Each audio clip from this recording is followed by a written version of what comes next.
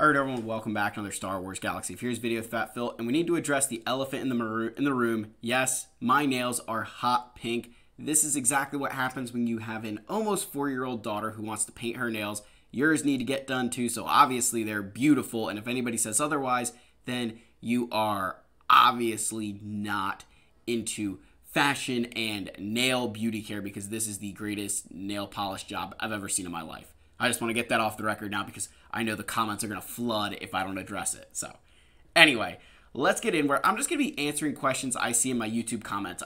It's not going to be a traditional FAQ where I kind of nail out 3 with tabs. I just want to go through some comments that I'm seeing, but address them via Star Wars Galaxy Heroes in-game, right? So, let's dive into the video. First and foremost, huge shout out to the channel members. Thank you guys so much for your continued support of this channel. If you guys want to join channel memberships, that link is in the description down below. Otherwise, make sure you guys are subscribed. It is free to subscribe. It helps this channel so much. I really appreciate all of your support. You all are legends, scholars, gentlemen, and ladies alike. Thank you again for this, just, really taking me from nothing, right? Literally recording on my phone to being able to, provide content for you guys like this. So I really do appreciate your guys' continued support of me and this channel. All right, let's get into Star Wars Galaxy of Heroes. So the first question I saw was about Proving Grounds, and that they think that the 20 shards is ridiculous. So I go back and forth on this. I'll go to Trench here for a second. When you unlock Proving Grounds at 4 million galactic power, you're going to get 20 shards a month for every single one that you can beat. And conceivably, by the time you're 4 million, you're going to have the tools to be able to beat each of those Proving Grounds, whether it's through Jabba, right? Like if you're following a farming guide that's having you build the right stuff, by 4 million, you should be able to beat those Proving Grounds. So the 20 shards a month sounds ridiculous until you understand that it's 20 shards for every single thing that's in Proving Grounds. Now, I understand that for a particular character, yes, it's a longer period of time.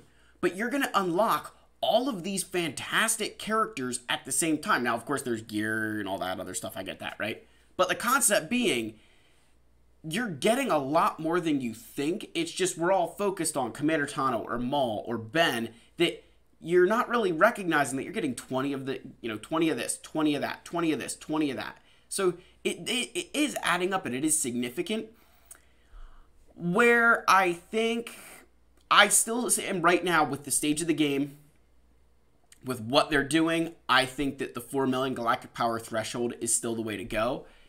Especially because, again, hard mode conquest unlocks at 4 million. So if they lowered the Proving Grounds requirements, I feel like that would really cause an uproar. And if they did, it'd need to be like 3 million. They couldn't cut it in half. It'd need to be like a 3 million. And I don't think the game is in a position where that makes sense yet. So I just, I do want to always address that. I always get in hot water when I say that one, but it is something that I think is important. So that's the first one. The second question I saw had to do with Jedi Knight Cal Kestis and if I think he's worth farming. So this is a tough one. Again, I've kind of covered this a little bit, but I thought this would be a better way to say it. With Jedi Knight Cal Kestis, the biggest problem in my mind for Jedi Knight Cal is the fact that his requirements are things that kind of are like, so let's go to Seer Jinda. She's a unaligned Force user that is meant for your leftover unaligned Force users. And if you look at the optimal squad, it's Scavenger Ray, Ahsoka Tano Fulcrum, Second Sister, Ninth Sister, right? These leftover characters, but most players don't have those characters until they're way in the end game, right? Terran Malicos is supposed to go in here, who, guess what? Hard mode conquest, right? Like, that's the squad that he's going to fit in, or that they say he's supposed to fit into. So, I guess what I'm trying to say is, and that's just Seer Jinda. We're not even covering the fact that Tarful is meant for Wookiees, but you're not going to put Chewbacca in here. You're not going to put Chewpio in here. You're not going to put Chrysanthemum in here. You're not even going to put Vandor Chewbacca in here, which means you're left with who? Zalbar, Veteran Smuggler Chewie, and Clone Wars Chewie? Right? 2 Chewies, Zalbar, and this dude, plus, an extra. Yeah, gosh, I can't even count today. So, the point I'm making, the Jedi Knight Cal Kestis requirements, one, they take a crazy amount of Kyrotech. But they're all really designed for teams that you won't get until so much later on. Like Saw Gerrera with Shiro Imwe, Baze Malbus, and like Wedge and Biggs. Now, Wedge and Biggs is fine, right? Like, you're going to have them a lot earlier.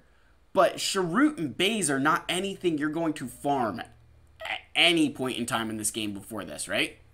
That's not happening. Cal Ripken Jr. Where's he at? Where's Cal Ripken Jr. at? Is he up here? Cal Ripken Jr., obviously. Hope you guys, please tell me people get that reference. Yeah, so you got Cal Ripken Jr. here. So, you know, he's good, right? He kind of fits into that Star Killer team. He could go in the Seer Junda team. But again, stuff that's not really like there in the early game. And then finally, even if we go to Marin for the Night Sisters are not a faction that most players have access to until much later in the game. So my point here being, you know, again, I've been saying so in my point a lot tonight. I apologize. I'm trying to get you guys to understand that at this point, the Cal Kestis requirements are not something that the vast majority of the player base is roster prepared for. Yes, it only takes Gear 12, which is tricking a lot of players into thinking you should go for Cal. But the amount of Kyrotechs you need, even for the Gear 12 Cal Kestis requirements, are more than you need for Galactic Legends, Supreme Leader Kylo Ren. Like, what? Excuse me, come again? Just the Gear 12s for 5 characters are more than an entire Galactic Legend farm. That is crazy, and it's truthful.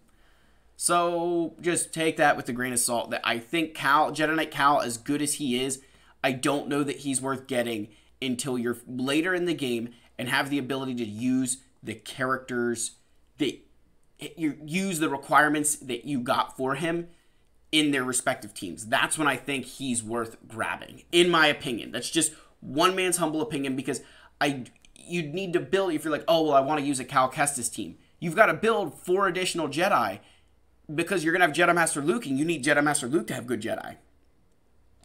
So, again, hopefully you guys are kind of seeing, you know, picking up what I'm putting down there.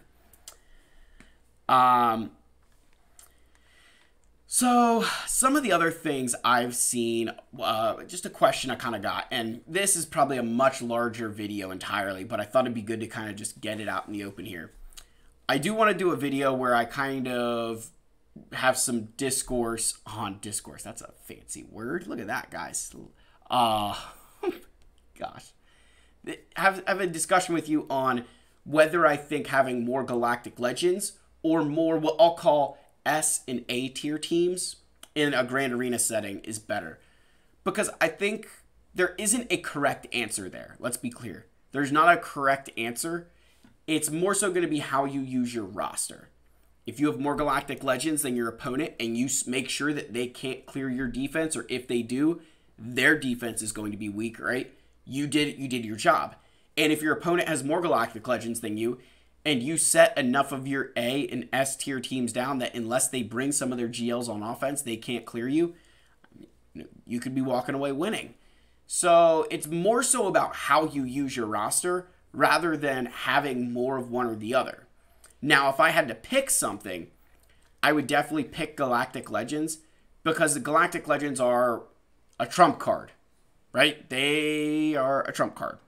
So, again, that's just kind of something I've been thinking a lot about. You know, we're approaching this point where we're going to get another GL, which is going to cause more disparity at the top end of that, like Kyber 2. Is where you start seeing that disparity of players who, the haves and the have-nots, begins in Kyber 2 and then works its way down. So, you know, I'll kind of let you guys know what that's like. The last thing I want to mention here before I kind of let everybody go is, so right now we have the Krayt Dragon Raid. And we'll cover this again in more detail, but I've seen a lot of people asking about this. I think the Krayt Dragon Raid is, I think Capital Games feels it failed. Now, they did say that they were going to continue to make more raids like this. But I feel like they think the Krayt Dragon Raid failed. And I'd say this for multiple reasons. The first one is I think that it has I want to be careful how I say this. It has not created more player engagement. In fact, I feel players actually will only participate in the crate raid because they feel like they have to, but it's a chore to them. And so it's taking away from other aspects of the game because they feel like they have to do the crate raid. And I also think that it's failed to... I think part of that desired effect, and we've talked about this in different, bits and pieces, but I think part of the desired effect of the Crate Dragon Raid and moving those rewards from, hey, you get these random pieces, to getting them, having to buy them yourself, I think that was meant to try and trap players into having to spend money.